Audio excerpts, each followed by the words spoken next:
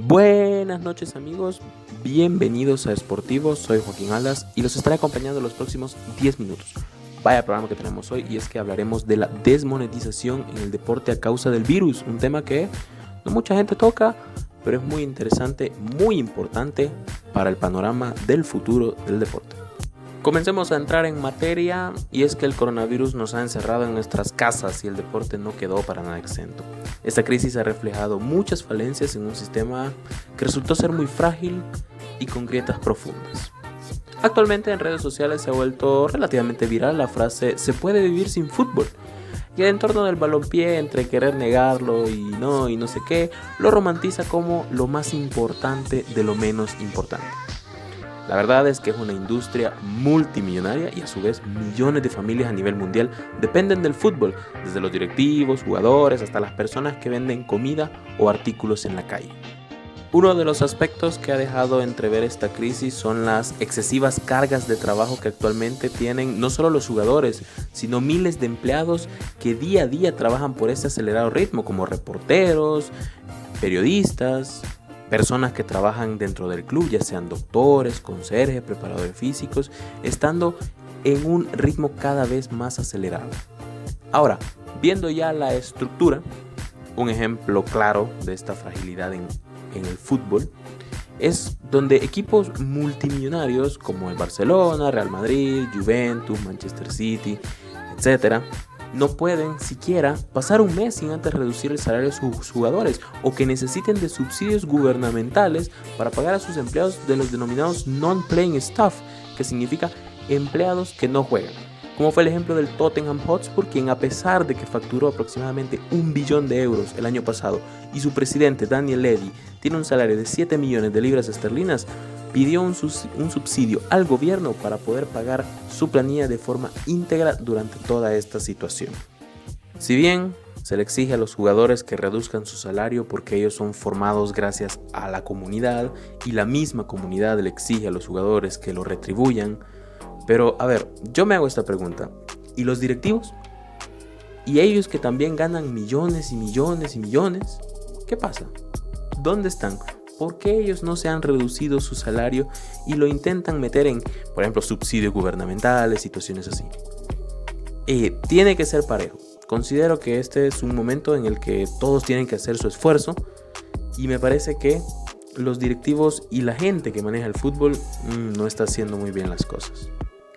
Con esa duda de ¿y los directivos y los encargados del fútbol por qué no aparecen? Les dejo esa duda, vamos a un corte comercial. Sigan con nosotros. Poder de la presión en el fútbol. Bienvenido al barrio. Pero el único poder que hace diferencia en este juego es el poder que tienen dentro.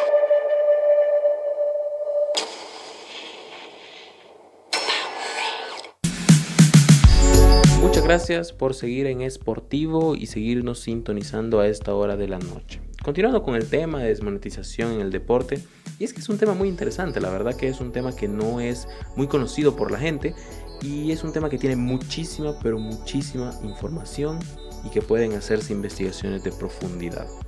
Según el periodista Rory Smith del New York Times, mientras en todos los países europeos ya habían reducciones de salario de jugadores, en la Premier League no había un acuerdo para reducir sus salarios. ¿Debido a qué? Bueno, debido a la desconfianza de sus clubes. Ellos piensan a los jugadores de que los clubes los están haciendo pagar los platos rotos por la crisis, y los clubes piensan que los jugadores y los agentes no actuarán de forma ética en caso de aplazar contratos, porque ahorita parece de que los contratos que terminan en junio no van a servir para nada. Y de remate, los propios clubes entre ellos no llegaban a un acuerdo en la Premier League por la suposición de que querían tener una ventaja deportiva a los equipos que peleaban el descenso. Algo increíblemente extraño, pero es parte de la realidad del fútbol moderno. Además, algunos jugadores han mostrado su desconformidad por la reducción de salarios, porque ¿quién confía en las personas que manejan el fútbol? Pues nadie confía en ellos. Un ejemplo de esa desconfianza que existe es en la FIFA, quien no quiere hacer uso de una reserva de 3.000 millones de dólares, según su propio informe de 2019, porque creen que las federaciones no lo repartirán de forma correcta y la corrupción seguirá imperando en las diferentes federaciones. Además, otra realidad reflejada en esta situación es los intereses de la FIFA y la UEFA en terminar sí o sí y su insistencia en finalizar las competiciones, siendo esta una evidencia de la dependencia de federaciones y de las ligas en tres cuestiones. Uno, en derechos de transmisión, que son muchísimos y de muy alto valor. Segundo, en patrocinadores, tanto de clubes como de ligas. Y tercero, la relación intrínseca con el consumismo de los aficionados.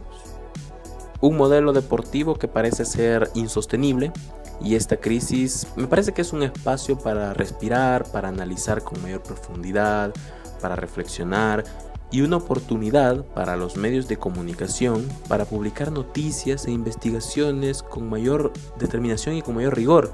No solamente que, miren, ¿quién es el que está jugando con un rollo de papel higiénico? Ahora, si bien muchos jugadores y muchos clubes se han mostrado solidarios y han hecho grandes aportes y devuelto a la comunidad, un ejemplo de ello es en la Bundesliga, donde 4 clubes alemanes, Dortmund, Schalke, Bayern y Borussia Mönchengladbach, han donado 20 millones de euros cada uno a clubes pequeños para poder sobrellevar la crisis y así sobrevivir. Pero son pocos, son un ejemplo ante una industria que parece estar en una espiral que ella misma creó. Y me parece evidente a estas alturas del partido que explotó una burbuja y no se puede seguir con un modelo deportivo y económico dentro del deporte que está marcado y está basado en desigualdades. Como una frase de Jorge Valdano, y cierro con esto, los jugadores pueden ganar como héroes, pero siempre serán solo unos simples ciudadanos. Me parece muy acertada. Y para mí esta puede ser una buena oportunidad para dejar un poco de lado muchísimos excesos en el fútbol y esperar por lo menos un ejemplo que los contratos de 120, 150 millones de euros paren un poquito y no se vean por lo menos de aquí a unos 3 o 4 años. Pero solo el tiempo lo dirá, solo el futuro nos dirá si este modelo cambia o se mantiene igual y sigue en la misma vorágine que está actualmente. Y así podemos seguir hablando de cómo actualmente esta crisis ha permeado al deporte, pero ha permeado a una industria, a un monstruo que se había creado, que tarde o temprano iba a colapsar. Y eso me parece una oportunidad que aún estamos a tiempo de poder cambiar las cuestiones. Ahora, como en la vida, ¿quiénes serán los más afectados? Desafortunadamente, en este caso deportivo, serían los clubes pequeños, clubes femeninos, clubes que no tienen un apoyo ni una maquinaria económica fuerte como para poder hacerle frente a meses de inactividad. Es un ejemplo en el sistema de divisiones inglesas. A partir de la quinta división se denomina como non-league. Pues actualmente non-league, quinta, sexta división, que es Conference National South y Conference National North, actualmente han pedido un paquete económico de 40 millones de libras para poder sobrevivir. Y este es un pequeño ejemplo y es un micro ejemplo de todo lo que está pasando con muchísimos clubes, no solo de quinta y sexta división de Inglaterra, clubes de primera división centroamericanos, de segunda división centroamericanos, o incluso clubes grandes como por ejemplo en El Salvador, Luis Ángel Firpo, un club histórico que tiene 10 títulos, no se sabe si se va a poder inscribir al próximo torneo porque tiene muchas deudas y porque tiene muchos impagos. Es un club que ya venía con problemas para sostenerse, que ya ha pasado 6 meses sin jugar y casi desaparecido, y un club que su futuro está en el limbo. Y así incontables e incontables clubes alrededor del mundo. Un dato curioso es que actualmente la liga de Bielorrusia, Tayikistán y Nicaragua aún siguen activas, siendo las únicas 3 ligas FIFA que continúan con su actividad. Y bueno, estamos llegando al final de este programa. Un tema muy interesante, un tema que nos ha dejado muchísimas reflexiones y nos ha dejado entrever que no podemos seguir como estamos. Y este es un reflejo también de la vida misma. Por favor, acaten las recomendaciones de sus gobiernos, quédate en casa, es muy importante, ocupa mascarilla en la calle, lávate las manos, haz todo lo posible para evitar la propagación de este letal virus.